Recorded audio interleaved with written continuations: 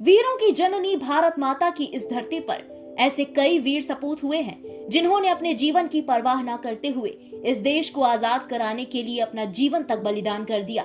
ऐसे ही एक स्वतंत्रता सेनानी थे शेरे पंजाब लाला लाजपत राय, जिन्होंने देश को आजाद कराने के लिए अपने प्राणों की आहुति दे दी। आज पूरा देश लाला लाजपत राय की जयंती पर उनकी देशभक्ति और बलिदान को याद कर रहा है। लाला लाजपत राय का जन्म 28 जनवरी 1865 को फिरोजपुर पंजाब में हुआ था।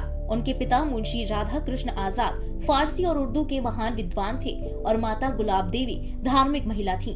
बचपन से ही बहुमुखी प्रतिभा के धनी लाला जी प्रारंभिक शिक्षा के उपरांत वकालत की डिग्री ली। बचपन से ही बहुमुखी प्रतिभा के धनी लाला जी ने प्रारंभिक शिक्षा के बाद वकालत की डिग्री ली और 1892 में लाहौर चले गए। यहीं पर आधुनिक हिंदू धर्म के सुधारवादी संप्रदाय आर्य समाज के संस्थापक रहे स्वामी दयानंद सरस्वती के साथ जुड़कर आर्य समाज के प्रचार प्रसार में विशेष भूमिका निभाई।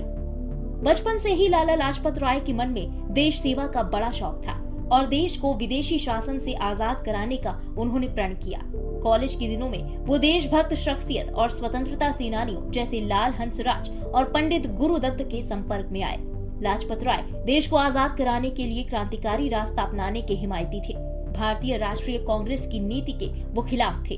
बिपिन चंद्रपाल, अरबिंदो घोष और बाल गंगाधर तिलक के साथ वो भी मानते थे कि कांग्रेस की पॉलिसी का नकारात्मक असर पड़ रहा है। लाला लाजपत राय ने वकालत छोड़कर देश को आजाद कराने के लिए अपनी पूरी ताकत झोंक दी। उन्होंने ये महसूस किया कि दुनिया के सामने ब्रिटिश शासन के अत्याचारों को रखना होगा ताकि भारत के स्वतंत्रता संग्राम में अन्य देशों का भी सहयोग मिल सके। आपको बता दें कि लाला लाजपत राय ने पंजाब नेशनल बैंक और लक्ष्मी बीमा कंपनी की स्थापना भी की थी। लाला लाजपत राय लाल बाल पाल नामक तिकड़ी के सदस्य थे। इसमें पंजाब के लाला लाजपत राय, महाराष्ट्र के बाल गंगाधर तिलक और बंगाल के बिपिन चंद्रपाल शामिल थे। इन तीनों नेताओं ने स्वतंत्रता संग्राम की दिशा को बदलने में महत्वपूर्ण भूमिका निभाई। इन तीनों ने स्वदेशी आंदोलन को और मजबूत करने के लिए देश भर में लोगों को एकजुट किया।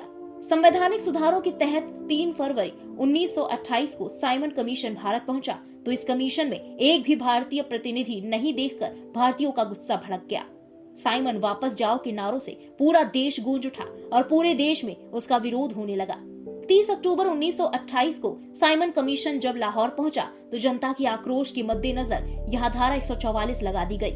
साइमन कमीशन पर अस्वीकृति जताने के लिए लाला जी के साथ साथ कई क्रांतिकारियों ने लाहौर रेलवे स्टेशन पर ही उन्हें काले झंडे दिखाए। इसी दिन लाला लाजपत राय साइमन कमीशन की असम्मति में शांतिपूर्ण रैली का नेतृत्व कर रहे थे। पुलिस अधीक्षक जेम्स एस्कॉट ने जुलूस को रोकने के लिए लाठीचार्ज का आदेश दिया।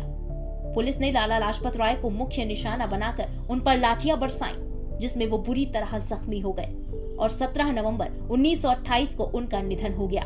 लाला लाजपत राय की मृत्यु ने पूरे देश को झकझोर दिया। अपने अंतिम भाषण में उन्होंने कहा था कि मेरे शरीर पर पड़ी एक एक लाठी ब्रिटिश साम्राज्य के ताबूत की कील साबित होगी।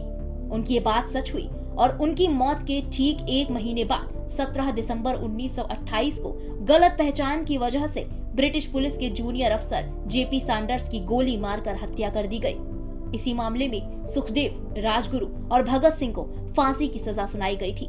शेरे पंजाब और पंजाब केसरी लाला लाजपत राय ने भारतीय स्वाधीनता आंदोलन को हमारी ऐतिहासिक पृष्ठभूमि, राजनीतिक चेतना, सांस्कृतिक गौरव और आर्थिक पहलू के साथ जोड़कर इस मुहिम को राष्ट्रव्यापी बना दिया। बिना लाला लाजपत राय के स्वतंत्रता मुक्ति संग्राम का जिक्र कभी पूरा नहीं हो सकता। उन्होंने अपनी विचारधारा से एक पूरी पीढ़ी को प्रेरित किया।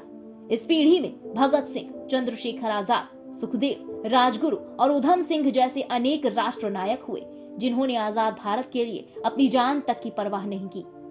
राष्ट्रीय स्वतंत्रता आंदोलन के अग्रदूत लाला लाजपत राय की अद्वितीय भूमिका हमेशा अविस्मरणीय रहेगी। शेरे पंजाब लाला लाजपत राय की जयंती पर उन्हें कोटि कोटि नमन। इस खास पेशकश में बस इतना ही। देश और दुनिया की बाकी तमाम बड़ी खबरों के लिए बने रहिए इंडिया पब्लिक खबर के साथ। हमारे YouTube चैनल को सब्सक्राइब करें, वीडियो को लाइक करें और ज्यादा से ज्यादा शेयर करें।